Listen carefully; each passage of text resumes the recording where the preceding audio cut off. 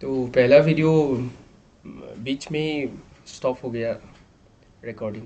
तो अभी इस वीडियो पे हम ज़्यादा अननेसेसरी चीज़ें नहीं डिस्कस करेंगे और ये कोर्स को स्टार्ट करते हैं। So let us start now. So what are we going to learn today is about reproductive health. Biology, class 12, NCERT. Welcome to Bionex course. In this course, we are going to learn in a more friendlier way. As your elder brother, I'm going to share these concepts. So take a pen, take a notebook or a paper, and only in this course, I'm telling you that you do not have to make notes.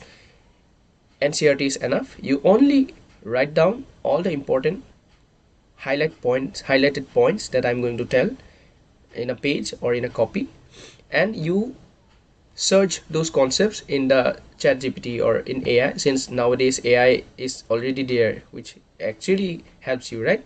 So you do not have to totally rely on AI. You just, for your own convenience, you just search those topics on AI and also on YouTube, and see, try to learn those concepts more easier. Apart from me, मैं तो try करूँगा कि concept को clear किया जाए, लेकिन along with that, if you are going in coaching, no need. But if you are not joining any coaching and only relying on my videos, only this course that I'm repeating, it's a very big mistake. This is only a supplementary, this is just a revision course which actually helps you to learn those concepts or a revision material, right? तो ये गलती मत करना कि सिर्फ ये video देखने से 10 मिनट का वीडियो देखने से हो जाएगा, नहीं, ऐसा नहीं। ठीक है। तो अगर तुम्हें कोचिंग अफोर्ड करने की क्षमता नहीं है, then I would recommend that you just watch this video. After that, you take a pen and write those highlighted topics and go search in the internet or search in the YouTube and try to learn those concepts. But here I assure you that almost 60 to 70% काम इधर ही निपट जाएगा, मतलब revision का काम। इस video को बार बार देखने से तुम्हें एक आइडिया होगा कि क्या है, और उसको और डीपर जानने के लिए तो कोचिंग है ही। अगर कोचिंग नहीं भी है तो भी तुम्हें इस एआई के मदद से भी उसको थोड़ा आइडिया ला सकते हो। लेकिन मैं रिकमेंड करूँगा कि NCERT is almost enough. NCERT के बाहर से कुछ नहीं आता है, आएगा भी तो वो भी कॉन्सेप्चुअल होगा जो कि एनसीईआरटी से रिलेटेड होगा। तो NCERT is more than enough, I am repeating, because I have myself had the experience. I've also given NEET. So understand that NCERT is how much important for us. So NCERT से बाहर कुछ नहीं जानना चाहिए। अगर जानना भी है तो वो हमारे खुद के उसको उस कॉन्सेप्ट को ईजी करने के लिए, लेकिन NCERT से बाहर कुछ पढ़ने का नहीं है। ठीक है। So let us start. Reproductive health. In the reproductive health, first topic is reproductive health problems and strategies, population explosion and birth control, medical termination of pregnancy, sexuality transmitted disease and infertility. Uh, in first paragraph they are telling that human reproductive system function जो ने हम देखे थे, according to the World Health Organization, reproductive health means a total well-being in all aspects of reproduction, that is physical, emotional, behavior, social. So that means हमारी जो health का definition है, reproductive health का डेफिनेशन है, वो सिर्फ physical का नहीं बल्कि इमोशनल, बिहेवियर और सोशल का भी है। ठीक है। Therefore, a society with people having physically and functionally normal reproductive organs and normal emotional and behavioral interactions among them in all sex related aspects might be called as reproductively healthy. तो हम किसी इंसान को reproductively healthy क्यों बोलते हैं और कब बोलते हैं? तब बोलेंगे जब वो ऑलमोस्ट बिहेवियरल या फंक्शनल या हर तरफ से वो हेल्दी हो, ना कि ये नहीं कि आपका बच्चे पैदा करने का जो क्षमता है उससे हम ये डिटरमाइन करेंगे कि आप रिप्रोडक्टिवली हेल्दी हो, नहीं। इमोशनल और बिहेवियरल का भी एक फैक्टर्स होता है जो कि यहाँ मेंशन किया है, और ये वर्ल्ड हेल्थ ऑर्गेनाइजेशन ने डेफिनेशन दिया है कि रिप्रोडक्टिवली हेल्दी हम किसको बोलें। ठीक है। तो पहले आते हैं कि reproductive health and problems and strategies, ये topic. So here the first paragraph, India was amongst the first countries in the world to initiate action plans and programs at the national level to attain total reproductive health as social goal. These programs called family planning were initiated in 1951. Family planning ये आप note कर लीजिए, एक important highlighted point है इन 1951. ये date भी highlight कर लीजिए बुक में या एक कॉपी में. तो reproduction related areas are currently in operation under the popular name reproductive and child health care programmes. ये भी मार्क कर लीजिए, हाईलाइट कर लीजिए. And creating awareness among people about various reproduction related aspects, providing facilities and support for building a reproductively healthy society are the major tasks under these programs. तो यहाँ जानने के लिए कुछ ज़्यादा है नहीं. इन सिंपल अगर कहे तो ये कह रहा है कि द इंडिया हमारे देश भारत पूरे वर्ल्ड में से पहला देश था जिसने ये फैमिली प्लानिंग का जो कॉन्सेप्ट है, जो प्रोग्राम्स हैं, उसको पहले लागू किया था नेशनल लेवल पे कि हमें फैमिली प्लानिंग को सीरियसली लेना है. और 1951 में they have initiated some programmes जो कि हमने देखा है कि बहुत सारा गवर्नमेंट जो प्रोग्राम्स रहता है, मिशंस रहता है, जो कि फैमिली प्लानिंग को और बढ़ावा दिया था कि हमें फैमिली प्लानिंग का भी कॉन्सेप्ट को थोड़ा जानने के लिए ज़रूरत है. जो कि हमारे देश का population, as we already know, it's already 1.2 billion, right? We are so much populous country, so we have to be careful with the family planning. So that's why government of India had initiated such programs in 1951. तब ही मतलब 1951 से ही ये family planning का programmes launch किया था, जो कि एक है reproductive and child health programmes. ठीक है. With the help of audio, visual and print media, governmental, non-governmental agencies, they have taken various steps to create awareness among people, reproduction parents, other close relatives, teachers and friends. They also have a major role in dissemination of the above information. Introduction of sex education in schools should also be encouraged to provide right information to young. जो कि मैंने पहले भी किया था कि हमें school education से ही हमें यह लागू करना है, ये सेक्स रिलेटेड एजुकेशन जो है, जो कि so that awareness हो.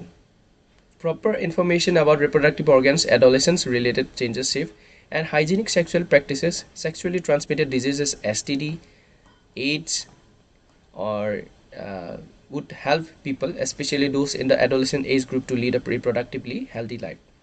STD and AIDS, this is another highlighted mark. You mark this point. Educating people, especially fertile couples, all those in marriageable age group, about available birth control options, care of pregnant mothers, postnatal care of mother-child, importance of breastfeeding, equal opportunities for the male and female child. Would address the importance of bringing up socially conscious healthy families of desired size. Awareness of problems due to uncontrolled population growth, social evils like sex abuse, sex related crimes, etc. need to be created to enable people to think and take up necessary steps to prevent them, build up a socially responsible healthy society. तो इस programme में जाने के लिए हमें कुछ ज़्यादा है नहीं. इन सिंपल में अगर इसको मैं आपको दोहराऊँ तो ये बता रहे कि गवर्नमेंट जब ये प्रोग्राम्स इनिशिएटिव लाते हैं तो वो थोड़ी ना एक बैनर की मदद से करते हैं. ऑडियो विजुअल्स, कुछ गवर्नमेंट एड्स होंगे, ठीक है, और प्रिंट मीडिया होंगे. तो ये कह रहा है कि गवर्नमेंट एजेंसीज को ये टास्क दिए गए थे, जो कि ऑडियो अवेयरनेस एड्स, जो कि हमने देखे हैं कि निरोध का एड जो है, और बहुत सारे ये जो HIV रिलेटेड है या STD अवेयरनेस का है. तो ऐसे हमारे बहुत सारे गवर्नमेंट एजेंसीज ने बहुत सारे ऑडियो विजुअल्स क्रिएट किए थे, प्रिंट मीडिया क्रिएट किए थे, बहुत सारे मीडियम यूज़ करके हमें ये अवेयरनेस दे रहे थे कि हमें दरअसल ये सेक्स एजुकेशन को हमें बढ़ावा देना चाहिए स्कूल लेवल से, ताकि हमें ये आइडिया हो कि सेक्सुअली ट्रांसमिटेड डिजीजेस कुछ होता है, हाइजीनिक सेक्सुअल प्रैक्टिसेस कुछ होते हैं, जिससे कि हम बहुत सारे सेक्सुअली ट्रांसमिटेड डिजीजेस से बच सके, जो कि STD हो गए, एड्स हो गए. तो हमें ये भी ध्यान रखना चाहिए. We also have to take care of it that educating people about the fertile couples, marriageable age, about the birth control options. हम birth control options कर सकते हैं, जो कि हम प्रोटेक्शन यूज़ करके हम एक बर्थ कंट्रोल कर सकते हैं. और उसके अलावा जो प्रेगनेंसी होता है मदर का, अब बेबी जब बॉर्न होता है तो उसमें बहुत सारे पोस्ट नेटल केयर और बहुत सारे फैक्टर्स रहते हैं, जो कि हमें जानना चाहिए कि उस मदर को जिसने डिलीवरी किया है या प्रेग्नेंट है, उसको हम कैसे केयर ले सकते हैं, और प्रेगनेंसी के बाद हमें क्या क्या क्या क्या चीज़ें हमें ध्यान में रखना चाहिए। तो इससे क्या होगा कि हमें अनकंट्रोल पॉपुलेट ग्रोथ से बच सकते हैं, कि जो कि हमें देखने को मिला है कि इंडिया और चाइना में कितने पॉपुलेशन के कारण हमें कितने सारे फैक्टर्स फेस करने पड़ते हैं, लाइक अनएम्प्लॉयमेंट हो गया, और बहुत सारे चीज़ें हुए जो कि हम गवर्नमेंट कंट्रोल नहीं कर सकते। इसलिए हमें ये एजुकेशन, सेक्स एजुकेशन को इम्पार्ट करना चाहिए और अवेयरनेस देना चाहिए, लोगों तक पहुंचना चाहिए कि हम इस सेक्स रिलेटेड क्राइम्स हो गए, सेक्स अब्यूज से कैसे बच सकते हैं और एक हेल्दी सोसाइटी बिल्ड कर सकते हैं। तो यही था इन सिंपल वर्ड्स, और ये भी ज़्यादा है नहीं, इस पैराग्राफ को भी हम निपट लेते हैं कि इसमें बता रहे हैं कि successful implementation of various action plans to attain reproductive health requires strong infrastructural facilities, professional expertise and material support. So these are essential to provide medical assistance and care to people in reproduction related problem like pregnancy, deliveries, STDs.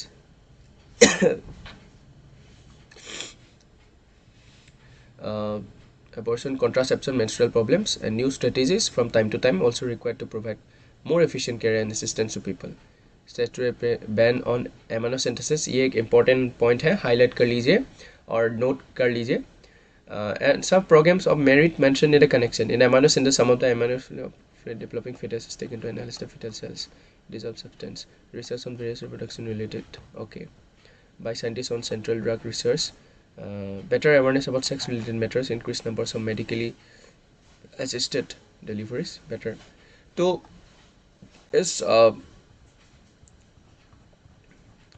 इस paragraph, that is the last paragraph of this 3.1, ये कह रहे हैं कि हमें successful implementation अगर हम करें, एक्शन प्लान लें रिप्रोडक्टिव रिलेटेड, तो हमें इससे पहले हमें ये ज़रूरत होता है कि हमें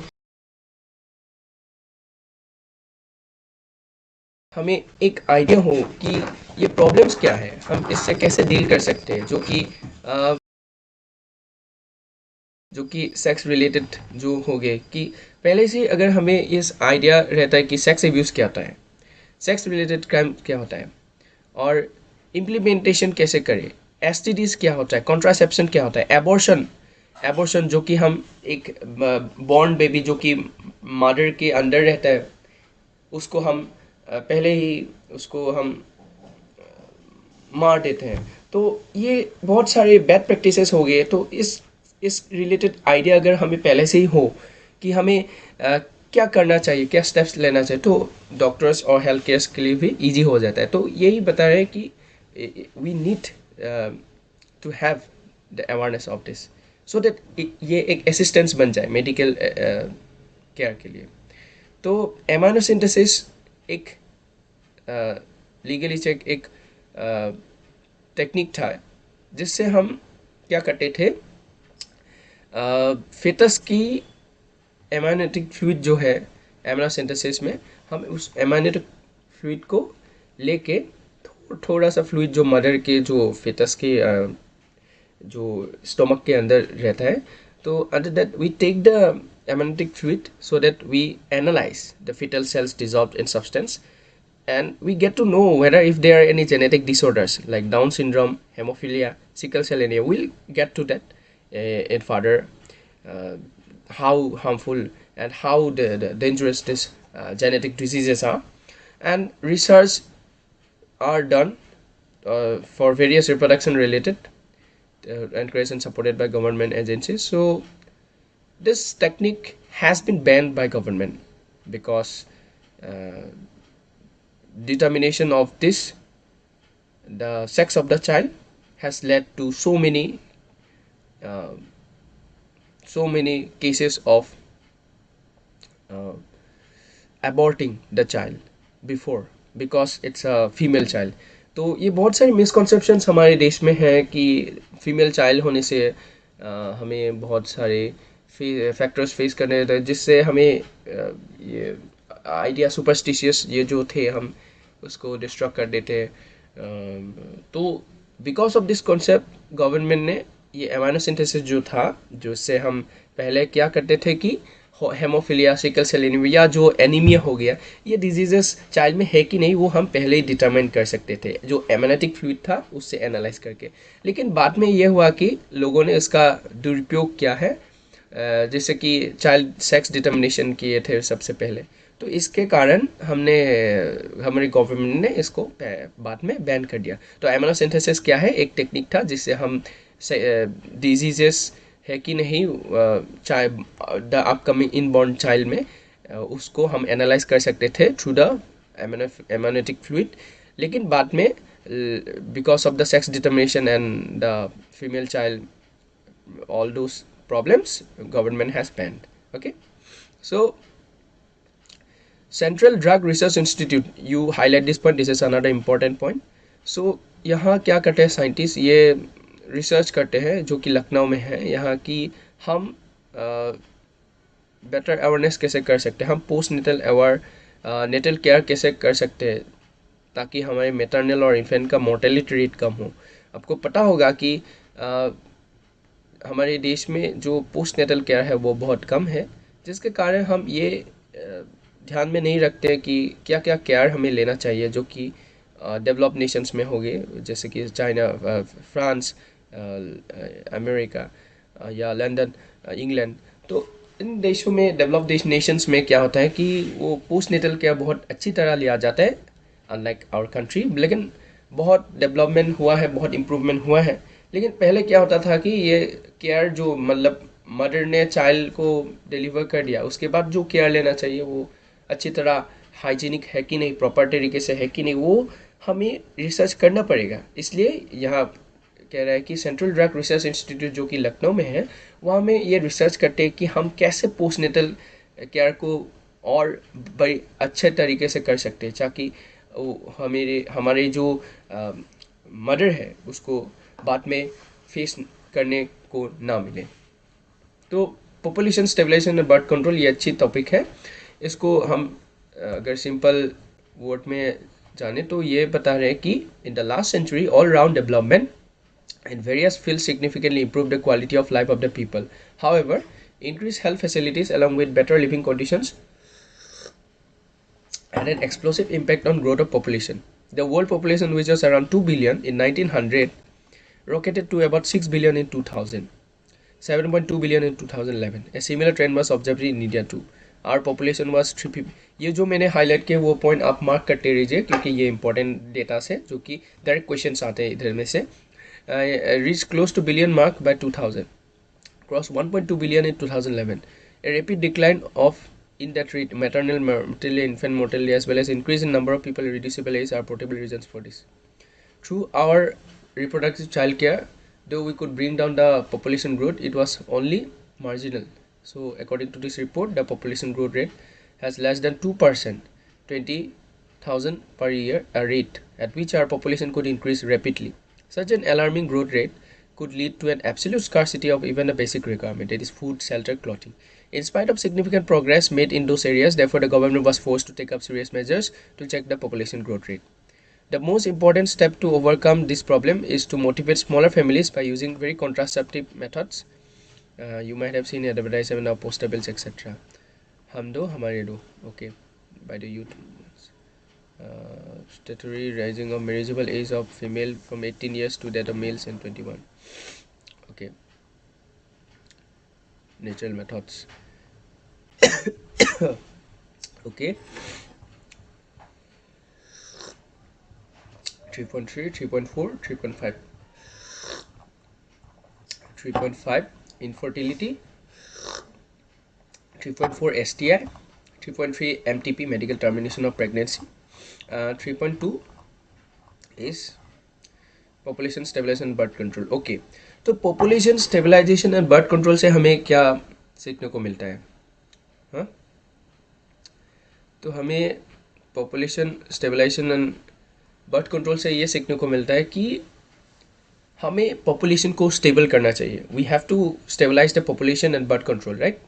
बर्थ कंट्रोल अगर मैं पूछूं कि ये बर्थ कंट्रोल हमें चाहिए क्यों, पॉपुलेशन को हम स्टेबल क्यों करना है, लोग पॉपुलेशन ज़्यादा हो रहा है तो हमारे वर्कफोर्स ज़्यादा हो रहा है, हमारे पॉपुलेशन ज़्यादा हो रहा है तो प्रॉब्लम क्या है, हम मोस्ट पॉपुलस कंट्री बनेंगे, हमारा रैंक 1 होगा, इसमें तो प्रॉब्लम नहीं होना चाहिए ना।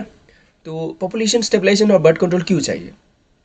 तो यहाँ कह रहा है कि लास्ट सेंचुरी में हमने ये देखा है कि ना कि सिर्फ इंडिया में, पूरे वर्ल्ड में पॉपुलेशन बहुत बहुत बहुत गंभीर तरीके से इंक्रीज हुआ है, जो कि हम ये डेटा देख के बता सकते हैं कि 1900 ईयर में हमारी वर्ल्ड पॉपुलेशन थे 2 बिलियन, ठीक है, जो कि 2000 में 6 बिलियन हो चुके हैं, यानी कि 4 टाइम्स मोर।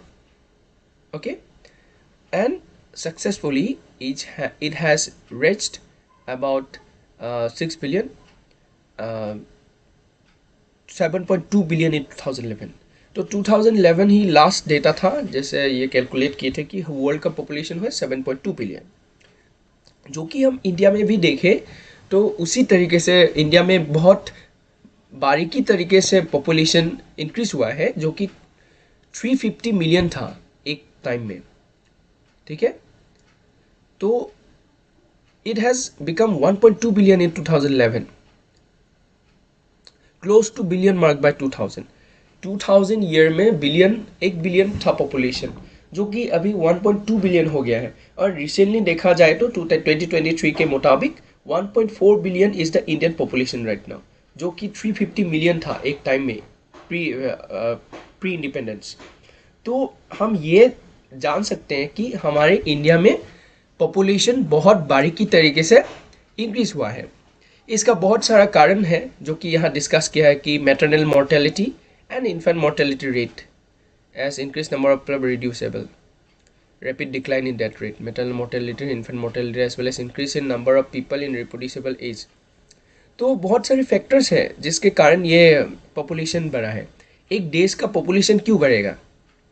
या तो कुछ होगा, या तो वार नहीं करते वो लोग, या तो वो रिप्रोडक्शन या रिप्रोडक्टिव हेल्थ के लिए बहुत अच्छी तरीके से केयर करते हैं। लेकिन यहाँ उसने डिस्कस किया है कि कुछ रीजंस है, जो कि है एक रीज़न नंबर 1 क्या है कि rapid decline in death rate in the maternal mortality rate. जो हमारी एज है, हमारे एज लोग थे जो कि ओल्ड एज है, तो ओल्ड एज अगर नहीं सिक नहीं होता है वो मतलब मोर्टेलिटी रेट नहीं होते, और इन्फेंट मोर्टेलिटी अगर ज़्यादा हो तो ऐसा होता है कि हमारे इंडिया में यंग पॉपुलेशन ज़्यादा है, जिसके कारण हमारे ये जो रिप्रोड्यूसिबल एज है वो ज़्यादा है, जिसके कारण हमारी रिप्रोडक्शन ज़्यादा है as compared to other countries where the old population is more, as for example South Korea and Japan, the old people are more rather than the young one, but in our country India young population is more, जिसके कारण reproduction बहुत बारीकी तरीके से होता है, and as a result we have crossed this 1.4 billion mark as of recent data। can you imagine from 350 million to 1.4 billion, बहुत बारीकी तरह से ये इंक्रीज हुआ है। तो इसको कंट्रोल करने के लिए हम क्या स्टेप्स ले सकते हैं, उसको बोलते हैं हम कॉन्ट्रासेप्टिव मेथड। तो कॉन्ट्रासेप्टिव मेथड हम डिस्कस करेंगे। यहाँ बताए हैं कि कॉन्ट्रासेप्टिव मेथड को गवर्नमेंट ने अवेयरनेस करने के लिए बहुत सारे एड्स कैंपेन्स लाए थे, जो कि एक बहुत अच्छी एग्जाम्पल है, जो कि स्लोगन दिए थे हम दो हमारे दो, यानी कि we two our two। That means we have to reduce the child to at least two children, and we as a father and mother is enough for a healthy family। But हमने देखे थे कि in past we had more than 8 children, more than 9 children in the past, and also more than 1 wife, 2 wife, 3 wives। So because of that India population has increased to up such an extent that we are unable to control this population। So that is why so many problems we are facing। So इसका एक कारण जिसने यहाँ mention किया है कि हमारी reproducible as के लोग ज़्यादा है, जिसके कारण रिप्रोडक्शन ज़्यादा होता है और उसके लिए पॉपुलेशन ज़्यादा होता है। तो that means the reproducible age is more in country like India. That's why so many people. तो इसके लिए हमारे कॉन्ट्रासेप्टिव मेथड्स जो है ये मेंशन किया है, कुछ है जिससे हम इस पॉपुलेशन को थोड़ा स्लो या उसको रोक सकते हैं.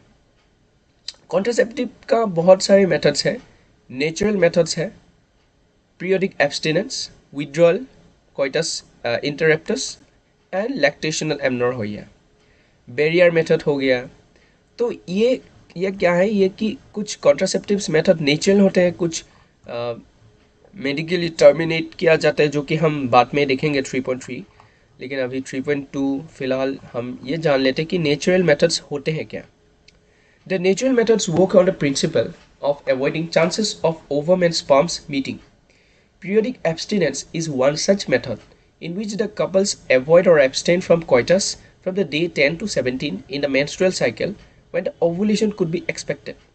As chances of fertilization, there is a very, ये mark कर लीजिए आप, important point, natural methods or periodic abstinence. Okay, as the chances of fertilization are very high during this period, so it is called fertile period. Therefore, by abstaining from coitus during this period, conception could be prevented. Withdrawal and coitus interruptus, lactational amenorrhoea, ये point भी आप mark कर लीजिए, आपके copy पे note down कर लीजिए, important point है. सो therefore as long as the mother breastfeeds the child fully, chances of contraception are nil. However, this method has been reported to be effective only up to the maximum period of 6 months following the parturition period. Also, no medicines or devices are used in these methods.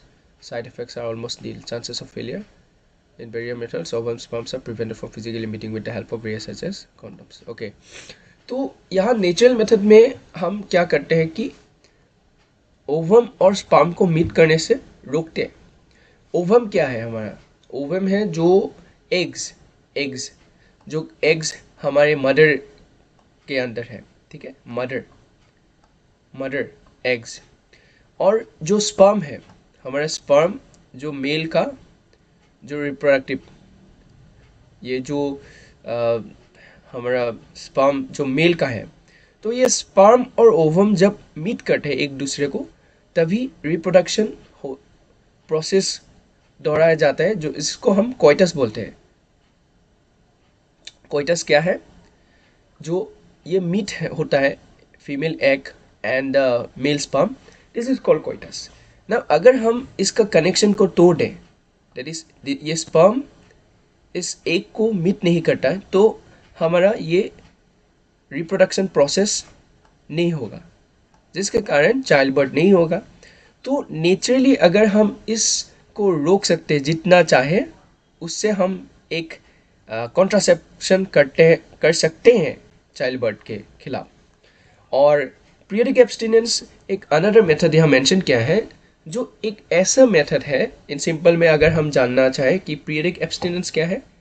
Periodic abstinence ऐसा है कि day 10 to day 17 of menstrual cycle जब होता है, day 10 to 17 जब होता है menstrual cycle, वहाँ में ovulations could not be expect. That means ovulation मतलब क्या होता है, जो एग्स हैं हमारे, ये एग्स फर्दर फर्टिलाइज होके चाइल्ड फॉर्म होता है, ठीक है, process fertilisation takes place.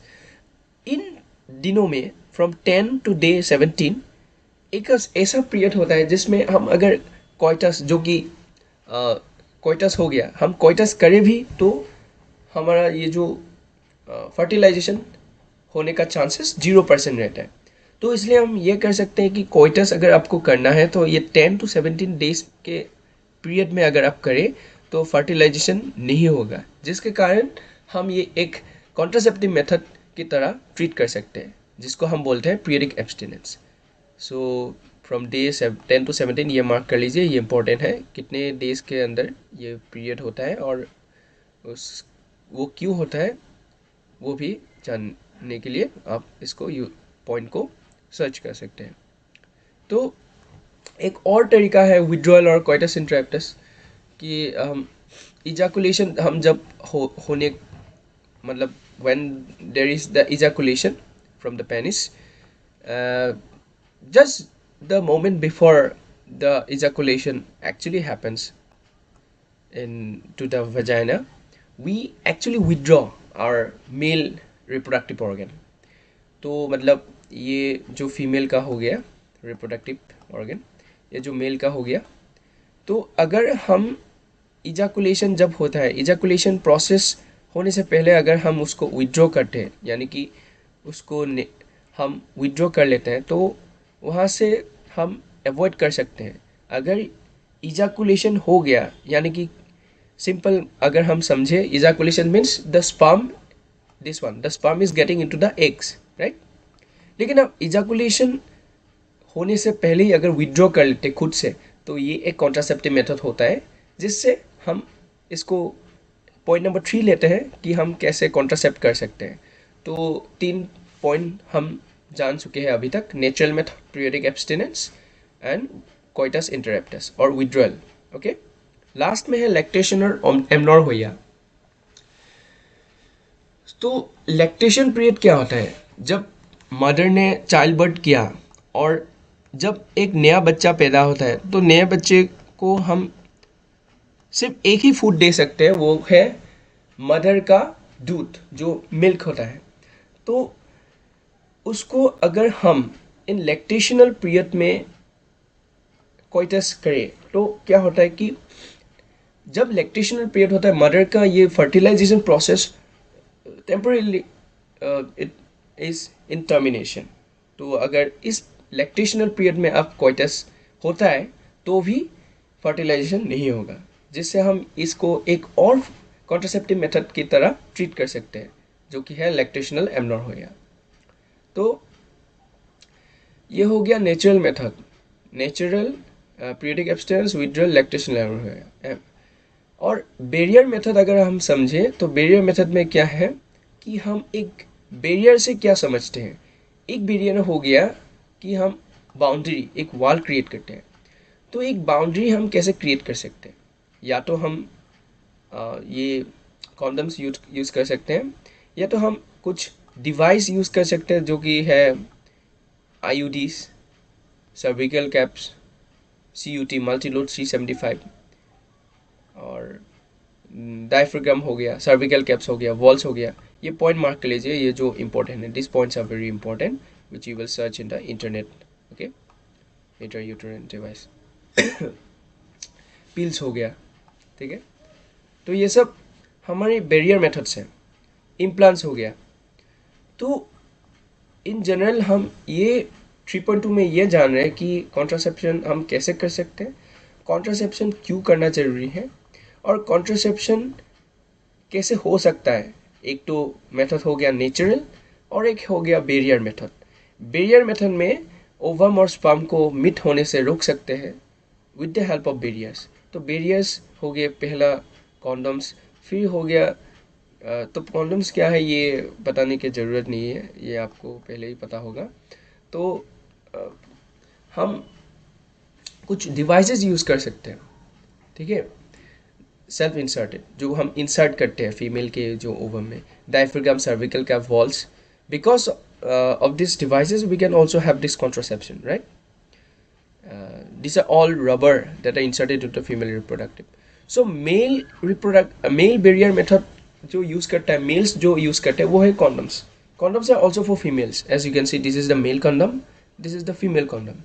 Female condom is also inserted inside, which is also a method that is used, and this also helps us in contraception, and also the male condom also helps us in contraception. Diaphragm, cervical couch, valves are barrier methods that are made of rubber that are inserted into the female reproductive tract to cover the cervix during coitus. Cervix को cover करता है coitus को prevent करने के लिए. This prevents by blocking the entry of sperms through the cervix. They are reusable spermicidal creams, jellies, foams are usually used along with barriers to increase the contraceptive efficiency. Another effective and popular method that is used is intrauterine device, IUDs. These devices are inserted by doctors, expert nurses. These intrauterine devices are presently available as the non-medicated IUDs, Lipis loop, copper releasing IUD, CUT, CU7, multilode C75. This is another important point, kindly highlight it. And the important releasing IUD is progesterone LNG. Okay. IUDs increase phagocytosis of sperm within uterus at copper iron. Copper ions release sperm motility fertilizing. तो ये जो IUDs है जिसको हम insert करते हैं और contraception कर सकते हैं, ये दो तरीके के होंगे. पहला है first one is and second one. First one is you ये पॉइंट था कहाँ कि हम पहले देख लेते हैं. ये जो कॉपर रिलीजिंग हो गया, copper releasing IUDs is number 1 CU copper. ठीक है, कॉपर रिलीजिंग आयोडीज में हमारा कॉपर T है, कॉपर 7 है, मल्टीलोड 375 है. This is very important from the aspect of exam as direct questions come from this only. You just again also give a star because this is the topic from where question actually come directly. Okay, direct question आता है. तो ये हो गया एक. दूसरा जो है वो है हार्मोन रिलीजिंग आयोडीज. ठीक है, हार्मोन रिलीजिंग आयोडीज. तो सेकेंड हो गया हमारा हार्मोन एज. ठीक है, हार्मोन रिलीजिंग आयोडीज में हमारा हो गया प्रोजेस्टेरोन और LNG-20. ठीक है, पहले फिर से रिवाइज करते हैं. क्या हो गया? Number 1 is copper releasing, number 2 is hormone releasing. Copper releasing में हो गया CU, CUT, CUT, CU7.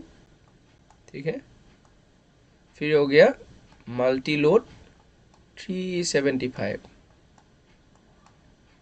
ठीक है, और हार्मोन रिलीजिंग में हो गया progesterone P and we have LNG-20.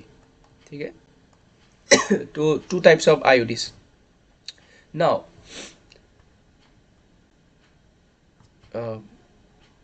the hormone releasing IUDs in addition make the uterus unsuitable for implantation and the cervix hostile to the sperm.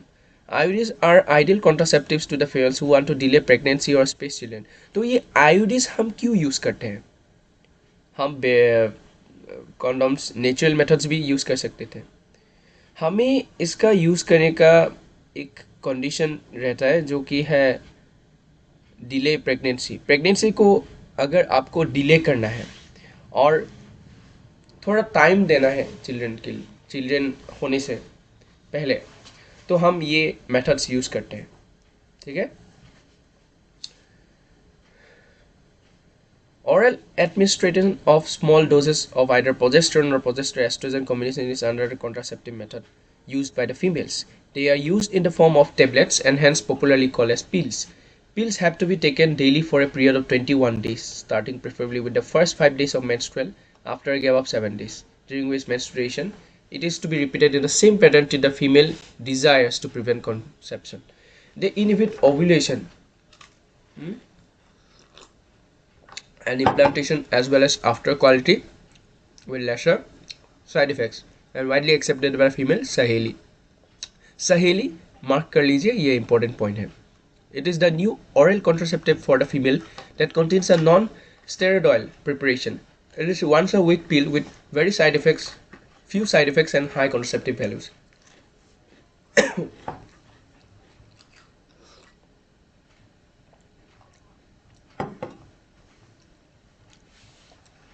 तो एक second मैं थोड़ा ब्रेक ले लेता हूँ.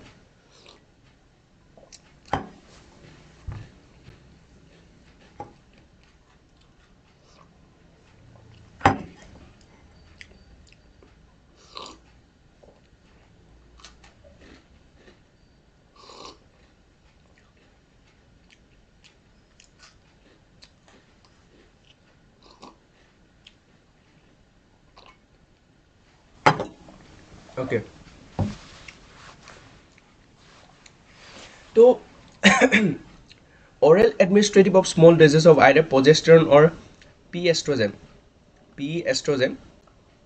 ठीक है, और प्रोजेस्टेरोन. तो ये हम orally ले सकते हैं, जो कि एक अनदर कॉन्ट्रासेप्टिव मेथड हो गया. तो अभी तक हमने ये सीखा कि कॉन्ट्रासेप्शन हम नेचुरली कर सकते हैं, जो कि हमने डिस्कस किया था पहले कि पीरियडिक एब्सटेनेंस हो गया, जैसे विड्रॉल कोइटस इंटरप्टस हो गया, लैक्टेशन एनोर हो गया. बैरियर मेथड में हमने देखा कि ये दोनों तरफ का आईयूडीज होता है, जैसे कि कॉपर रिलीजिंग और दूसरा hormone releasing IUDs. Hormone releasing में प्रोजेस्टेरोन LNZ20 और कॉपर रिलीजिंग में copper T, copper 7, Multiload C75। ठीक है, अब हम फिर बाद में देखें कि इम्प्लांट्स हो गए। अब हम आए हैं ओरल में। ओरल यानी कि हम मुंह के अंदर डोसेस हो गए, पिल्स लेके हम भी कॉन्ट्रासेप्शन कर सकते हैं। तो ओरल में क्या होता है कि प्रोजेस्टेरोन एस्ट्रोजेंस का कॉम्बिनेशन, मतलब ये दोनों मिला के हम उसका पिल्स लेते हैं। कब लेते हैं? 21 डेज कॉन्टिन्यूस ले लेते हैं। कब? After the first 5 days of menstrual cycle. Menstrual cycle जब कंटिन्यू होता है उसके ठीक पहले 5 दिन के अंदर फिर गैप लेते हैं। After gap of 7 days menstruation occurs जब होता है, we take a break of 7 days. Like that ways, we repeat the same pattern until and unless the female desires to prevent conception. तो फीमेल को जब तक conception या जो desire करता है खुद से, यानी कि खुद से जब तक चाहे तब तक हम ये पिल लेके ऑरली कर सकते हैं। उसका भी कंडीशंस है जो कि 21 डेज तक हम लेते हैं। कब लेते हैं अगर पूछा तो अब first 5 days of menstrual cycle हो गया और गैप लेते हैं, gap of 7 days. You can mark this important. So Saheli is another type of new oral contraceptive for females. ये नॉन स्टेरॉइडल हो गया। ठीक है, ये वंस अ वीक पिल है। तो ये एग्जाम में क्वेश्चन आता है कि वंस अ वीक पिल क्या है? सहेली, सहेली। ठीक है, सहेली वंस अ वीक पिल। ओ ये क्या हो गया? ठीक है, सहेली ऑलमोस्ट कंप्लीट हो गया है टॉपिक। सहेली, सहेली। ठीक है, और फिर हमें क्या मिला है? प्रोजेस्टेरोन्स हो गया जो कि oestrogen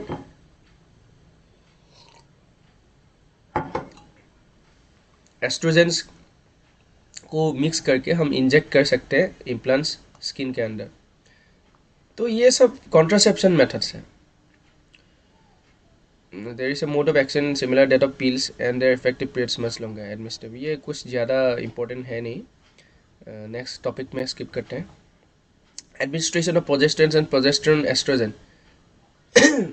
combination of IUD within 72 hours of coitus have been found to very effective as emergency contraception, as they would be to avoid possible pregnancy due to rape or conceptive unprotected intercourse. ये बहुत important है, यहाँ star में कर चुका हूँ क्योंकि ये बहुत इंपॉर्टेंट है। ठीक है, गौर से सुनिए, लिसन वेरी केयरफुली। ओके, तो हमने जाना कि नेचुरल हो गया, फिर आईयूडी हो गया, फिर इम्प्लांट्स हो गया, फिर ओरल हो गया। अब हम आए हैं लास्ट मेथड में जो कि स्टेरिलाइजेशन है। ठीक है, स्टेरिलाइजेशन का क्या है? किसको हम स्टेरिलाइजेशन बोलते हैं अगर मैं पूछूं तो?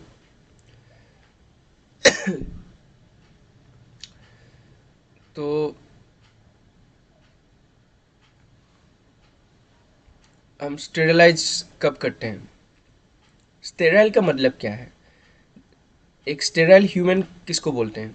जिसका चाइल्ड नहीं हो सकता है कि नहीं, जिसका one who cannot give birth, right? तो स्टेराइल क्यों होता है? ये क्या हम खुद करते हैं या ये नेचुरली होता है? कुछ तो नेचुरली होता है, ये हमको पता है, जिसके कारण कुछ लोग बच्चा नहीं पैदा कर सकते। ठीक है, लेकिन क्या ये पॉसिबल है? अगर मैं तुमको पूछूं कि हम खुद से भी कर सकते हैं ये स्टेरिलाइजेशन, तो आंसर है यस, वी डू दैट। कब करते हैं? तो यहाँ बता रहे हैं कि प्रोजेस्टेरोन से ही सिर्फ नहीं होगा, इंजेक्ट करने से ही नहीं होगा, जो कि हमने पहले यहाँ देखा था। कहाँ? Progesterone oestrogen combination is used by the females, injected, right, और also in the form of tablets. लेकिन ये कॉम्बिनेशन सिर्फ इंजेक्ट करने से नहीं होगा या इम्प्लांट्स से नहीं होगा, देयर इज स्टिल, यहाँ कह रहा है कि there is still some chance that ये करने के बाद भी प्रेग्नेंट हो सकते हैं, ठीक है। अगले मतलब ज़्यादातर जल्द से जल्द किया जाए, अगर जल्द नहीं हो भी हुआ तो ये चांसेस रहता है कि प्रेग्नेंट हो जाएगा, ठीक है। तो रेप केस जैसे हो गया, in the rape case we find that the the immediate effect has to be complete, ठीक है। अगर किसका रेप हो गया है तो मैं ये बहुत frankly speaking, okay, this is nothing anything bad that I'm speaking. I'm giving warning, okay, nobody use this clip as a bad intention, okay. The things that I'm talking, the things that I'm speaking about, the thing that is rape, it's just being a frank related to this topic, just trying to make you understand this topic, nothing personal, nothing wrong, or nothing demeaning, or nothing anything bad, okay. I'm warning you if someone uses this clip for in case they just make any controversies, ठीक है।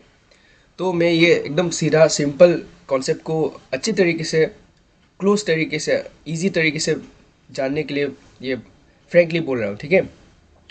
तो rape जब होता है, rape case जब होता है, तो जो रेप पेशेंट है, उस पेशेंट का जो प्रेगनेंसी चांस है वो तो ऑब्वियसली इट्स हाई, राइट। तो उसको हम क्या नेचुरल मेथड से रोक सकते हैं? Tell, can we prevent through the natural method? Can we prevent with this IUDs?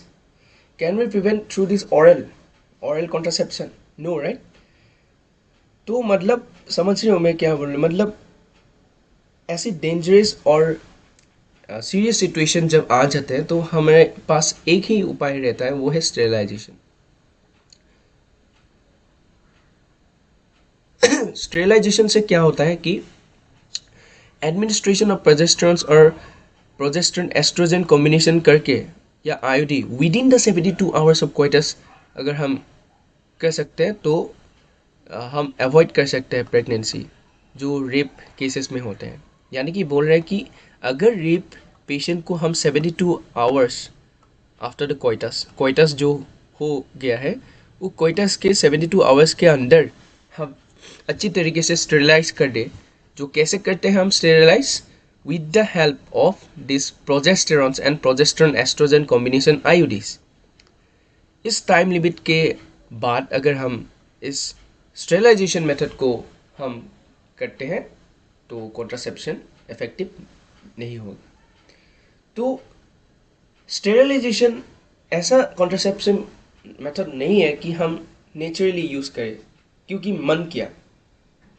Sterilization is a very sensitive contraceptive method that we use only in the case of emergency, like a rape case, where the patient has to be sterilized.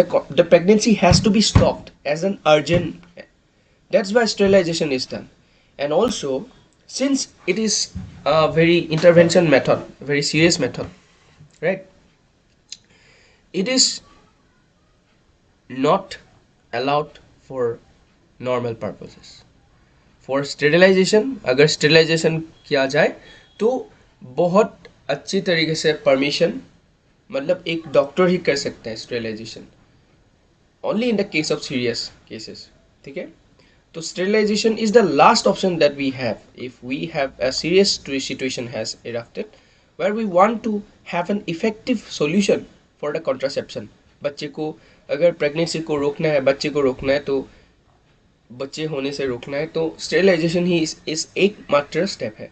तो अगर question ऐसा आए कि what is the most crucial and the most effective and the fastest way to stop और to use as a contraception in cases of rape cases और in some other serious conditions, what will be the answer? Answer क्या होगा? क्या implants होगा या copper? The answer would be sterilisation, okay. तो ये एक हो गया डायग्राम स्टेरिलाइजेशन में क्या आता है। सर्जिकल मेथड में क्या होता है। तो there is a surgical intervention method भी होता है, ठीक है। Sorry, this diagram is not about sterilisation.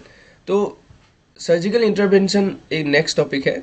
तो सर्जिकल इंटरवेंशन मेथड में क्या होता है कि हम मेल रिप्रोडक्टिव का जो ये जो वास्ट डिफरेंस है, can you see this vast difference, okay, this vast difference is tight, okay, the vast difference is tight, the vast difference is tight, vast difference is tight, cut, and the connection between these testicles and this pipe vast difference up to this this glans penis or to the urinary tract is cut off. This is cut off. यहाँ क्या हो रहा है कि ये जो pipe, ये जो कनेक्शन है यहाँ से, ये जो यूरिनरी ट्रैक्ट है, ये जो ग्लैंस पेनिस है, ये जो टेस्टिकल्स है, इन टेस्टिकल्स से जो स्पर्म क्रिएट होता है, आपको पता होगा कि हमारा जो स्पर्म है, मेल का स्पर्म है, वो इन टेस्टिकल्स से आते हैं। और इन टेस्टिकल्स से स्पर्म क्यों निकलते हैं? जब हम कोइटस या कुछ प्रोसेस करते हैं, जैसे कि मास्टरबेशन हो गया या रियल कोइटस हो गया, तब ये जो शेक करता है ये टेस्टिकल्स, उन शेक करने से जो हमारा, ये बहुत डीप कॉन्सेप्ट है जो हम बाद में जानेंगे, लेकिन अभी तक फ़िलहाल ये जान लीजिए कि टेस्टिकल्स से स्पर्म प्रोड्यूस होता है, और ये टेस्टिकल्स जब मूव होता है तो ये जनरेट करते हैं, और ये स्पर्म्स यहाँ से होके वास्ट डिफरेंस से यूरिनरी ट्रैक्ट में, फिर यहाँ से ये जो मेन पेनिस है, पेनिस से होके इस जो ग्लांस पेनिस है यहाँ से निकल के इजाकुलेट होता है। तो that means all this sperms come from this, right. अगर कनेक्शन ही टूट गया तो क्या स्पर्म जा सकता है यहाँ से? नहीं है ना। तो यही एक मेथड है जिससे हम सर्जिकल इंटरवेंशन करके रोक सकते हैं। अगर similarly in the female also, अगर हम यहाँ से, ये जो एग है, यहाँ एग्स है, ठीक है, तो यहाँ से स्पर्म आएगा, तो स्पर्म यहाँ से आके, यहाँ से फेलोपियन ट्यूब होके, यहाँ से होके एग्स तक पहुँचेगा। अगर हम इसका कनेक्शन ही तोड़ दें तो क्या बच्चा पैदा होगा? नहीं। Will the child be born? No, right. So these are the surgical methods. हम सर्जिकल मेथड से भी कर सकते हैं कॉन्ट्रासेप्टिव। क्या कर सकते हैं? कॉन्ट्रासेप्शन। ये है इस टॉपिक में, very simple. Now come to the 3.3 point, medical termination. This is very small topic. Let us come. What is medical termination of pregnancy? Then we have STI, then infertility. Okay, these three topics are very simple. Let us come. So what is MTP? Medical termination of pregnancy. Intentional voluntary termination of pregnancy before full term is called medical termination of pregnancy, MTP, और induced abortion. ये line mark कर लीजिए, ये important point है, ठीक है। Highlight this point. Nearly 45 to 50 million MTPs are performed in a year all over the world, which accounts 1/5 of total number of conceived pregnancies in a year. Whether to accept or legalize MTP or not being debated upon many countries due to emotional, ethical, religious, social involved in it. Government of India legalized MTP in 1971 with some strict conditions to avoid its misuse. Such restrictions are all important to check indiscriminate illegal female foeticides, which are reported to be high in India. Why MTP? The answer is to get rid of unwanted pregnancies, either due to casual unprotected intercourse or failure of contraceptive use during coitus or rapes. MTPs are also essential in certain cases where continuation of pregnancy could be harmful, even fatal, to the mother or fetus or for the both. MTPs are considered relatively safe during the first trimester, that is up to 12 weeks of pregnancy. Second trimester abortions are much more riskier. One distributing trend observed is that majority of MTPs are performed illegally by unqualified quacks, which are not only unsafe but could be fatal too. Another dangerous trend is misuse of amniocentesis is to determine the sex of unborn child. Frequently, if the fetus is found to be female, it is followed by MTP. This is totally against what is legal. Such practices should be avoided because these are very dangerous for both the young mother and fetus. Effective counseling is needed to avoid unprotected coitus, and the risk factors involved in illegal abortions as well as providing more health care facilities could reverse the mentioned unhealthy trend. तो यहाँ पे क्या हो रहा है कि MTP termination का मतलब जो हम स्टॉप कर सकते हैं. तो मेडिकल टर्मिनेशन ऑफ प्रेगनेंसी एक ऐसा इंटेंशनल और वॉलेंट्री टर्मिनेशन प्रोसेस है जिससे हम क्या करते हैं कि इंड्यूस्ड एबॉर्शन करते हैं. MTP 45 to 50 मिलियंस में होता है एक साल में. Can you imagine? All over the world 50 million MTPs terminate किया जाता है. मतलब सिंपल में कह जाए तो बच्चा को रोक दिया जाता है उसको जन्म या पैदा होने से. 1/5 of the total number of concept pregnancies, यानी कि प्रेगनेंसी का 1/5 रेशियो को टर्मिनेट किया जाता है, which can be legal, actually legal. ये डिबेट होता रहता है क्योंकि is MTP really accepted from the perspective of emotional, ethical और रिलीजियस. तो ये बहुत गहरा कॉन्सेप्ट है, इसको हम नहीं चाहते. हम बायोलॉजी सीख रहे हैं तो बायोलॉजी में ही रहते हैं. तो गवर्नमेंट ऑफ इंडिया ने, हमारे भारत सरकार ने क्या किया था कि MTP को 1971 में लीगलाइज किया था, ठीक है, विथ सम स्ट्रिक्ट कंडीशंस. तो MTP तो मिसयूज भी हो सकता है कि बच्चे को हमने टर्मिनेट कर दिया, तो this can be a misuse, right. इसलिए गवर्नमेंट ने 1971 में एक स्ट्रिक्ट रेस्ट्रिक्शंस लाया जिससे कि इनडिस्क्रिमिनेट हम नहीं कर सकते कि चाइल्ड या लड़का है या लड़की है. जैसे कि फीमेल फेटिसाइड्स ना हो. आपको पता होगा कि हमारे देश में सुपरस्टिशंस आज भी बहुत तक कम हो गया है, फिर भी बहुत जो रिमोट एरियाज हैं वहाँ पे अभी भी मानते हैं. तो रिसेंटली केसेस में हम अगर देखें तो जो फीमेल चाइल्ड है उसको मार दिया जाता है. वो कब होगा? जब आपको पहले पता होगा कि आपका बच्चे का जेंडर क्या है, सेक्स क्या है, राइट. तो वो आजकल नहीं होता है, and it is not legal to determine your sex beforehand. You would be jailed for that. The doctors would be jailed for that. It is not legalized, right? लेकिन पहले होता क्या था? तो इसलिए 1971 में ये MTP को रिस्ट्रिक्शन लाया है क्योंकि MTP से हम बच्चे को टर्मिनेट कर देते हैं, जो कि बहुत गलत है, राइट. लेकिन MTP हमें एसेंशियल है. मतलब सरकार या it is telling that we need MTP, but at a certain case. कब चाहेंगे? हमें MTP ये नहीं चाहिए कि मुझे टर्मिनेट करना है बच्चे को इसलिए मुझे MTP करना है. MTP ऐसे नहीं किया जाता. MTP हमें तब ज़रूरत होगा कि यहाँ बता रहे हैं कि जब the pregnancy could be harmful. मतलब अगर आपका बच्चा होने वाला है लेकिन वो बच्चा एक्चुअली हार्मफुल है आपके दोनों के लिए, मतलब आप भी मर सकते हैं या the mother can also die या फिटस भी, तब हमें MTP की ज़रूरत होता है. जैसे कि MTP हमें फर्स्ट ट्राइमेस्टर तक सेफ लगता है, यानी कि आपका प्रेगनेंसी का 12 वीक्स, मतलब 12 वीक्स के बाद भी अगर आप MTP को प्रोसीडियर को फॉलो करते हैं तो इट इज़ कंसिडर्ड सेफ.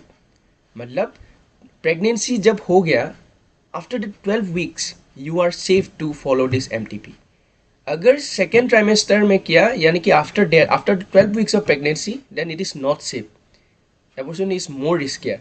अगर आपने जल्द पहले ही आपने ये प्रोसीजर फॉलो किया तो आप भी बचेंगे, आपका बच्चा भी हानि नहीं होगा. लेकिन आपने एबॉर्शन अगर या MTP को फॉलो किया in the second trimester after 12 weeks, it is riskier, ठीक है. और हमारे देश में ये देखा है कि ज़्यादातर ये जो MTP प्रोसीजर करते हैं वो सब क्वैक्स है. क्वैक्स यानी कि वो जो दलाली करते हैं, मतलब क्वालिफाइड डॉक्टर्स नहीं है, जो मतलब ये बेआईनी तरीके से करते हैं, उसको क्वैक्स करते हैं. तो इसलिए वो अनसेफ है क्योंकि बहुत लोग कुछ फैक्टर्स है जिसके कारण डॉक्टर्स के बिना ही क्वैक्स के द्वारा, अनक्वालिफाइड क्वैक्स के द्वारा ही ये MTP इस प्रोसीजर को करते हैं, जो कि बहुत गलत है and it is not safe. They are telling जो फेटल भी हो सकता है, it can be fatal too. जानलेवा हो सकता है। तो इसलिए इसके बोला कि मिसयूज ऑफ एमिनो सिंथेसिस भी गलत है। फीमेल है कि नहीं वो बात कर रहा है कि वो गलत है। तो such practices should be avoided because they are dangerous both for young mother, बच्चे के लिए भी या माँ के लिए भी ये बहुत गलत है। Effective counseling are need to avoid unprotected coitus and the risk factors involved in illegal abortion as well as providing more healthcare facilities could reverse the mentioned unhealthy trend. तो हम हम क्यों एमटीपीस करने के लिए आते हैं? क्योंकि हमें ये पता नहीं है कि दरअसल हमारे प्रेगनेंसी होने से क्या इफ़ेक्ट हो सकता है, जो कि बहुत यंग मदर है जिसका उम्र भी नहीं हुआ, माँ बनने के लिए उम्र भी नहीं हुआ और वो माँ बन चुकी है। तो उससे क्या प्रॉब्लम हानिकारक हो सकता है माँ के लिए भी और बच्चे के लिए भी, वो चीज़ें अगर हम आसानी तरीके से अगर समझाएं लोगों को, एक दूसरे को, तो ये स्टेज पे हम नहीं आते कभी भी, राइट। तो इसलिए बता रहे कि हमारे इफ़ेक्टिव काउंसलिंग ज़रूरत है कि हम लोगों तक पहुंचाए कि दरअसल ये अनप्रोटेक्टेड कोइटस करने से हमारा ये जो प्री मेच्योर प्रेगनेंसी होता है उससे कितना हानिकारक हो सकता है माँ के लिए भी और बच्चे के लिए भी। तो उससे हम बहुत सारे एमटीपीस होने से रोक सकते हैं। इसलिए यहाँ कह रहे हैं कि हमें ये नहीं करना चाहिए और काउंसलिंग भी होना चाहिए ताकि ये एक अनहेल्दी प्रैक्टिस है, राइट। ये अनहेल्दी प्रैक्टिस को हम रोक सकते हैं। ना coming to the topic sexually transmitted infection, ठीक है। तो क्या कोइटस या सेक्स करने से हमारे कुछ इन्फेक्शंस या प्रॉब्लम्स नहीं होते? क्या हमारे कुछ डिजीजेस नहीं फेस करने पड़ते? ये नॉलेज नहीं होने के कारण आज बहुत सारे लोग सेक्सुअली ट्रांसमिटेड इन्फेक्शन और डिजीजेस से फेस कर रहे हैं। That means people are suffering from this transmitted diseases because they did not had earlier knowledge about this. लोगों को पता नहीं है कि अनप्रोटेक्टेड सेक्स करने से कितना प्रॉब्लम होता है लोगों का बाद में। इसके कारण कितने सारे केसेस हैं कि लोग HIV एड्स से फेस कर रहे हैं। तो इसलिए ये बता रहे हैं कि हमें इनकी नॉलेज स्कूल से ही बच्चों को सिखाना चाहिए कि दरअसल क्या क्या सेक्स ट्रांसमिटेड इन्फेक्शंस हैं, कितने सारे सेक्स रिलेटेड डिजीजेस हैं, जिससे बचने के लिए हमारा एक ही उपाय है, वो है protected sex. Without this protection if we are doing coitus then you are having a risk and a chance to face this sexually transmitted infection. तो यहाँ हम बस ये जानेंगे कि कितने सारे डिजीजेस हैं जो हमारे अनप्रोटेक्टेड सेक्स से होते हैं, जैसे कि वेनरल डिजीजेस VD हो गया, ठीक है, रिप्रोडक्टिव ट्रैक इन्फेक्शन हो गया, gonorrhoea, syphilis, genital herpes, chlamydiasis, genital warts, trichomoniasis, hepatitis B. These are the most discussed infection in recent years. HIV हो गया, AIDS हो गया। फिर some of these infection like hepatitis B and HIV, आप इन points को mark करते रहिए, very important है। The questions comes from this topics directly in the exams. तो हेपाटाइटिस B, HIV, यहाँ से क्या होता है कि these are transmitted by sharing of injection needles, surgical instruments, etc. with infected persons, transfusion of blood, and from an infected mother to fetus too. Except for hepatitis B, genital herpes, and HIV infections and other diseases are completely curable if detected early and treated properly. Early symptoms of most of these minor and include itching, fluid discharge, slight pain, swellings, marked करते रहिए, and the genital region. Infected females may often be asymptomatic and hence may remain undetected for long. Absence or less significant symptoms in the early stage of infection and social stigma attached to STI differ to the infected person from going timely direction proper treatment. This could lead to complications later, which include pelvic inflammatory disease PID, mark करते रहिए, abortion, stillbirths, ectopic pregnancies, infertility, or even cancer of the reproductive tract. STIs are a major threat to the healthy society. Therefore, prevention or early detection, cure of these diseases are given prime consideration of under the reproductive health care programs. All persons are vulnerable to these infections. These incidences are reported to be very high among the person in the age group of 15 to 24 years, the age group to which we all belong. And there is no reason to panic because prevention is possible. One could be free of these infections by following the simple principles given below. Avoid sex with unknown partners, multiple partners. Always try to use condoms during coitus. In case of doubt, one should go to a qualified doctor for using detection and get complete treatment if diagnosed with infection. Okay तो यहाँ पे क्या है कि यहाँ पे कह रहा है कि सेक्सुअली ट्रांसमिटेड डिजीजेस हो गया जैसे कि हेपेटाइटिस बी, ठीक है, हेपेटाइटिस बी हो गया. तो हेपेटाइटिस बी और HIV कैसे स्प्रेड होता है? वो स्प्रेड होता है जब हम when we share the injection needles, surgical instrument, right, with the infected persons, transfusion of blood or from an infected mother to the fetus. तो उसका मीडियम चाहिए कि ये डिजीज़ कैसे स्प्रेड हुआ. ये डिजीज़ स्प्रेड होता है ज़्यादातर केसेस में जब एक इन्फेक्टेड पर्सन से आप इंजेक्शन शेयर करते हो, नीडल जो हो गया, सर्जिकल इंस्ट्रूमेंट शेयर करते हो, ट्रांसफ्यूजन ऑफ ब्लड मतलब एक पर्सन का ब्लड आपने लिया है, उसने डोनेट किया है, लेकिन उस ब्लड के अंदर अगर हेपेटाइटिस बी था, HIV था, तो आपका भी हो सकता है. इसलिए हम ब्लड लेने से पहले हम ये टेस्ट करते हैं कि इस पर्सन के अंदर कुछ है कि नहीं, इस इन्फेक्शियस डिजीज है कि नहीं. We first check, then only we take blood from other person, and all that also not possible, right, completely safely. So many procedures are done before that. तो एक ट्रांसफ्यूजन ऑफ ब्लड हो गया. दूसरा है infected person से अगर आपने needle share किया, कुछ इंस्ट्रूमेंट शेयर किया, उससे भी हो सकता है. और कह रहा है कि एक इन्फेक्टेड माँ से अगर एक माँ का इन्फेक्शियस डिजीज है और उसका बच्चा तक भी, उसके बच्चे तक भी पहुंच सकता है ये disease. It can also reach to the foetus, right. Hepatitis B, except hepatitis B, genital herpes, यहाँ पे ध्यान दीजिए. Except hepatitis B and genital herpes and HIV infection, other disease are completely curable if detected early and treated properly. यानी कि hepatitis B, genital herbs एक ऐसा disease है जिसको हम क्योर कर सकते हैं, unlike hepatitis B and HIV. यहाँ पे HIV इज नॉन ट्रीटेबल. क्या है ये? Non treatable. हेपेटाइटिस बी, ठीक है, हेपेटाइटिस बी और HIV non treatable, NT, not treatable, और नॉट क्योरेबल, NC, ठीक है. हम ये क्योर नहीं कर सकते. लेकिन hepatitis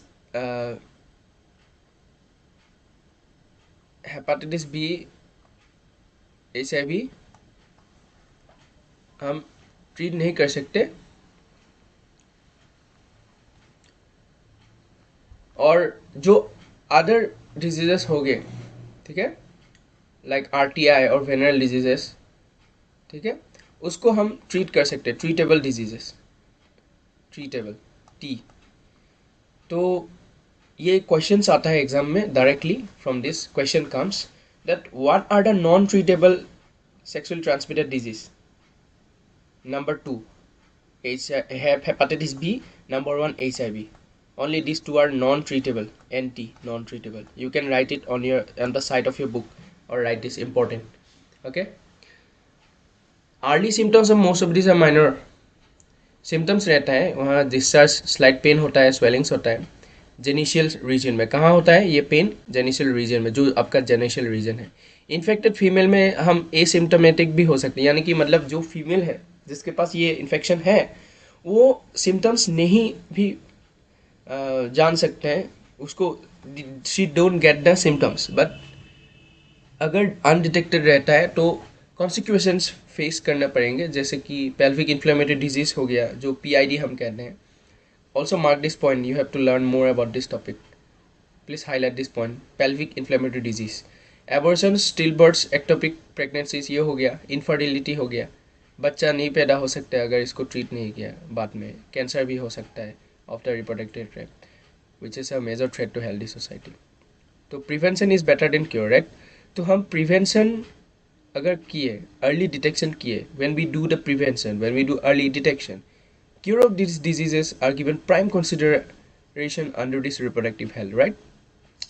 Though all persons are vulnerable to these infections, their incidence are reported primarily very high among the persons in the age group of 15 to 24 age.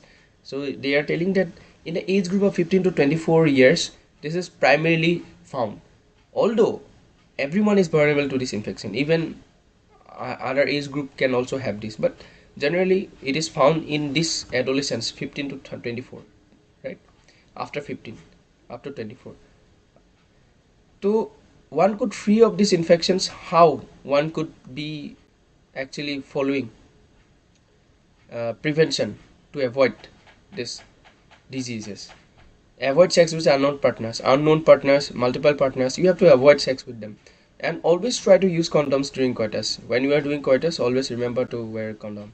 In case of doubt, one should go for a qualified doctor for early detection and complete treatment if diagnosed with infection. अगर आपका infection का कुछ symptoms मिला है, आप एक qualified doctor के पास जाइए.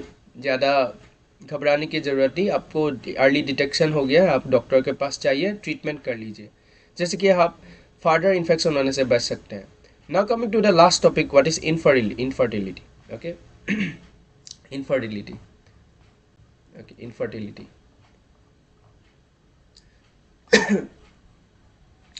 Infertility, as discussed on the reproductive health, is incomplete without a mention of infertility. So large number of couple all over the world including are infertile, that is they are unable to produce children. Infertility means not able to produce children, and see, not children. Okay, sexual cohabitation. Okay, the reasons for this could be many. There could be many reasons behind this. It could be physical, congenital disease, drugs, immunological, or even psychological. In India, often the female is blamed for a couple being childless, but more often than not the problem lies in the male partner. That means in India we often find that the female is blamed for not having a child. मतलब एक महिला को हम दोष देते हैं India में कि बच्चा नहीं पैदा हुआ, लेकिन यहाँ कह रहा है कि दरअसल औरत का कोई कसूर नहीं है कि बच्चा नहीं हुआ. कसूर होता है मर्द का, यानी कि जो मेल है, जो मर्द है, उसके अंदर ही ये प्रॉब्लम होता है जिसके कारण हम बच्चा पैदा नहीं कर सकते. ये प्रॉब्लम महिला का नहीं है, बल्कि जो पुरुष है उस पुरुष के अंदर ही ये नापुंसकता का ये जो बीमारी है ये रहता है. तो यहाँ क्लियरली मेंशन किया है कि हमारे देश में हम ऑफन ये देखते हैं कि महिला को हम बुरी तरीके से ट्रीट करते कि हमारा बच्चा पैदा नहीं हुआ, लेकिन दरअसल साइंटिफिकल रीज़न से अगर हम देखें तो ये एक मेल का प्रॉब्लम है. यानी कि अगर आप फादर हो तो माँ का कोई कसूर नहीं है, कसूर है फादर का, जिसके कारण you both are childless, right. तो कोरिलेशंस, करेक्शंस है, डिसऑर्डर्स, तो बहुत कारण है जिससे इनफर्टिलिटी होता है. जैसे कि यहाँ पे मेजर रीजंस आप हाईलाइट कर लीजिए. You highlight this main reasons for why infertility occurs is physical. Physical, maybe you got injured in your reproductive genital region. Congenital, maybe it could be genetics. Diseases, maybe there are some other diseases for which side effects you are not having child. Drugs, maybe you have abused drugs, taken too much alcohol, for that also it could happen. Immunological or even psychological, maybe due to psychological reason, for your psychological trauma, it could be that led to infertility.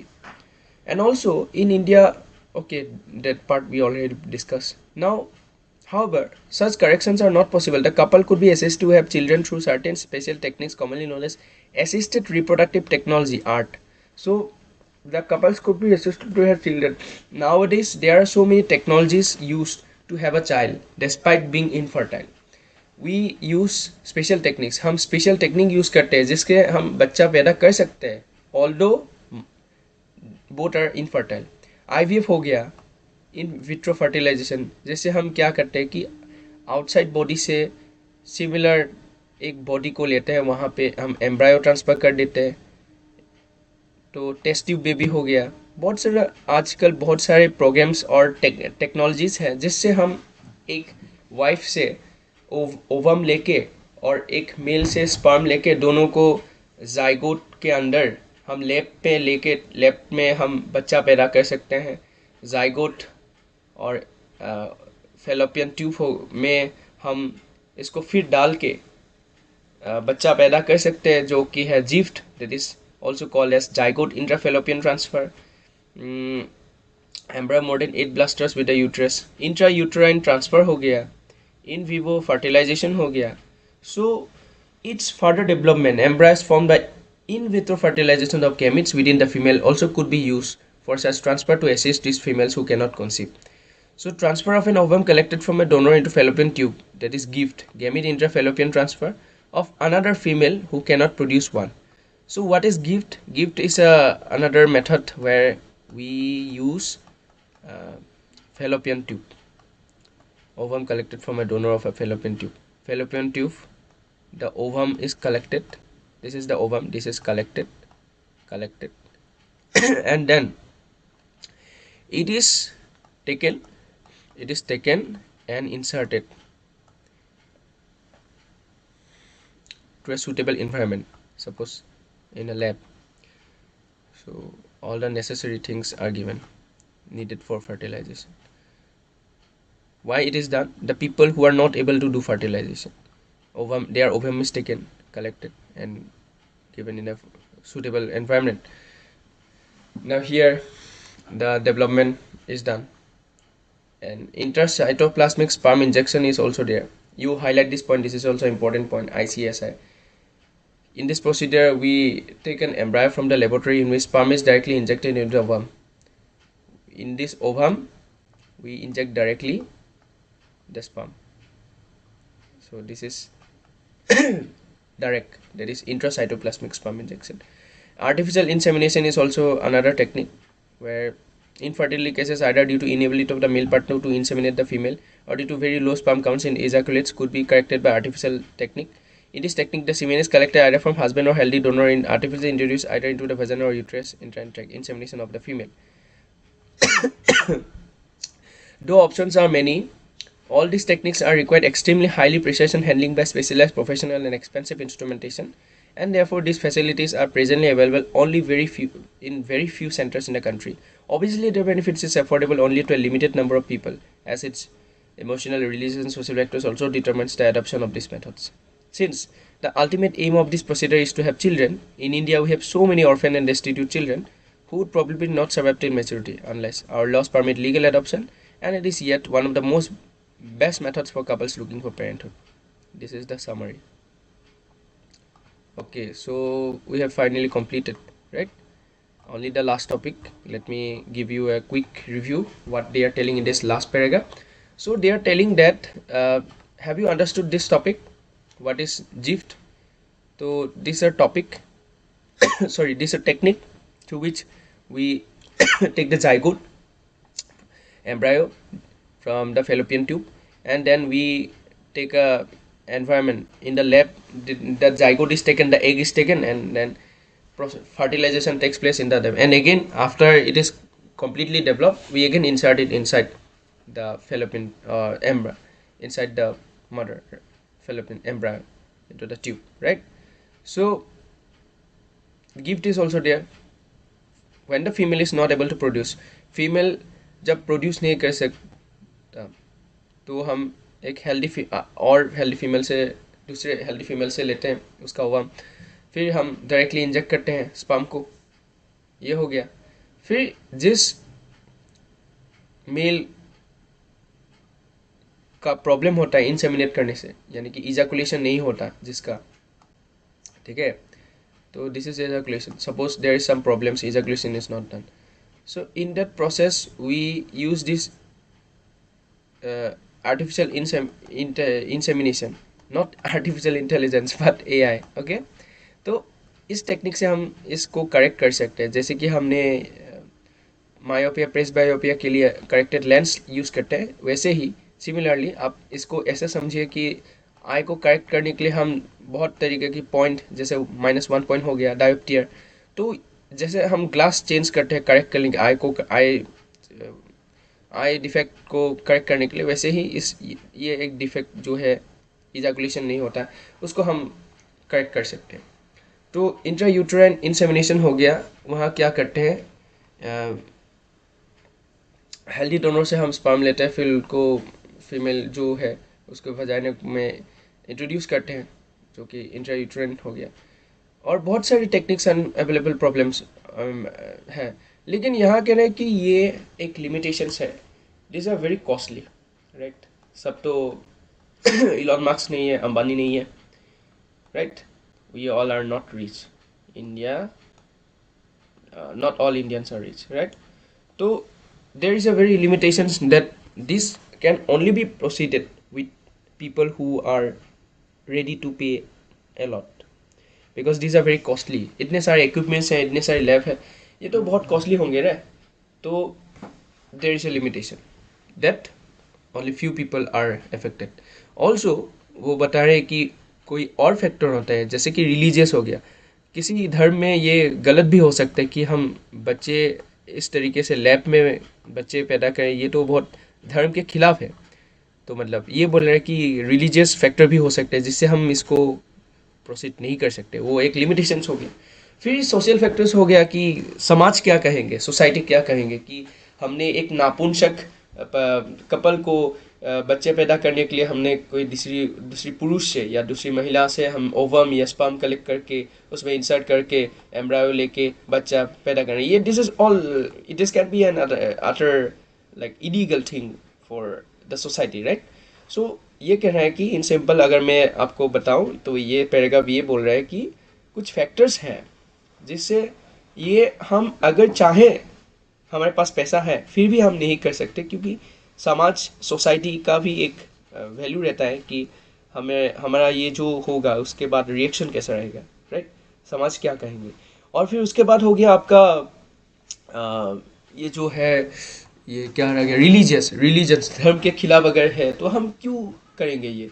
तो ये factors हो गए जिसके कारण हम limitations है इस technique को यूज़ करने के लिए, that is to correct this infertility with the help of these devices or techniques, right. So summary are very simple. Reproductive health refers to total well-being in all aspects of reproduction, that is physical, emotional, behavior. तो ये हमने discuss पहले भी किया है कि according to world health organization reproductive health सिर्फ ये नहीं कहता है कि आप बच्चे पैदा कर सकते हैं इसलिए आप रिप्रोडक्टिवली के लिए हेल्थ है, नहीं, बहुत सारे फैक्टर्स है, फिजिकल, इमोशनल, बिहेवियर, सब मिला के कॉम्बाइन करके आपको आपका डिटरमाइन किया जाता है रिप्रोडक्टिव हेल्थी है कि नहीं। Counselling and creating awareness among people about reproductive organs, adolescence, associated changes, seven hygienic sexual practices, sexually transmitted infections and AIDS etcetera is the primary step towards reproductive health, providing medical facilities, care to problems like menstrual irregularities, pregnancy, रेजिल expect, delivery, medical termination etcetera. तो हमें awareness करना चाहिए, ये हमने discuss किया कि counselling और अवेयरनेस अगर पीपल में तो कैसे हम इन सेक्सुअल ट्रांसमिटेड डिजीज से बच सकते हैं, और प्रेगनेंसी के बाद पोस्ट नेटल कैसा पोस्ट प्रेगनेंसी केयर कैसे ले सकते हैं, और इनफर्टिलिटी, बर्थ कंट्रोल, इन सब से कैसे बच सकते हैं, और चाइल्ड हेल्थ केयर प्रोग्राम में मदद हो।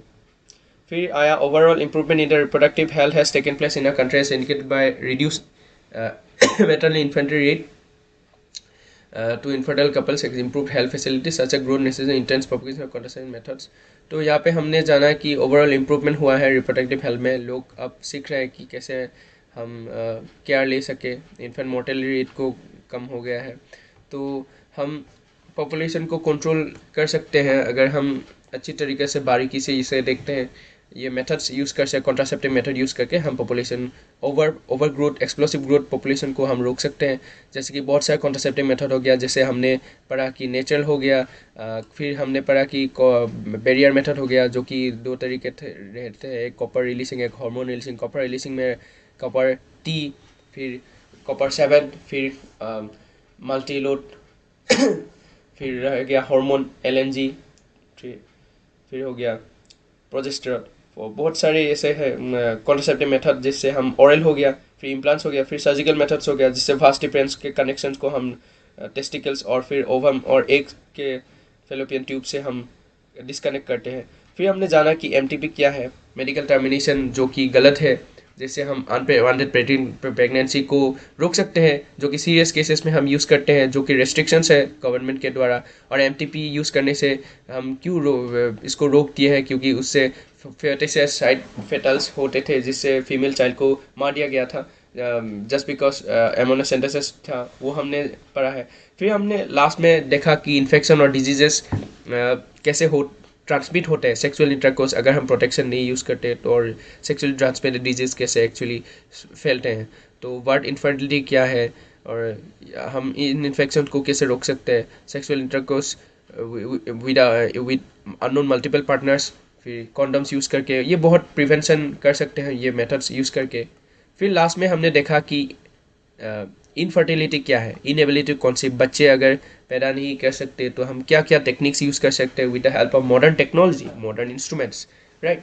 And also what are the restrictions because society and all. So ultimately we have completed this chapter. These are some exercises. If you are in class 12, currently in class 12, these are already given in your college, in your class. I hope my part was only for a revision, for a quick conceptual, and I hope I was very uh, helpful for you to cover all these topics in a very easy manner. And finally, today we have completed the chapter number 3, that is uh, reproductive health. Today is date 12. I have exam tomorrow, and for the next week I am not able to produce or upload new video. I would meet in the after next week.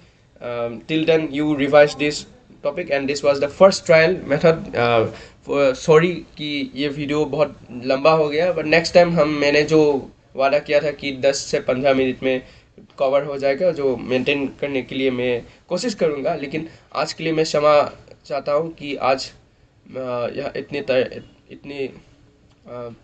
Today is 10 दिसंबर, इतना length हो गया है video का। फिर भी I hope this video was effective, and keep learning. if you have any doubts, then you can comment down the doubt directly in the comment section, or also you can take my email. Phone number is not shared, but I can share you the email, that is I will post it in the description. Also you can directly write your doubt. I would obviously respond to any doubts that you have, and I hope I get the feedback from you as this chapter is completed. Thank you so much for learning from BioNext. Keep learning, and we will meet you in the next week with another chapter. That is chapter number 4. Till then, bye bye.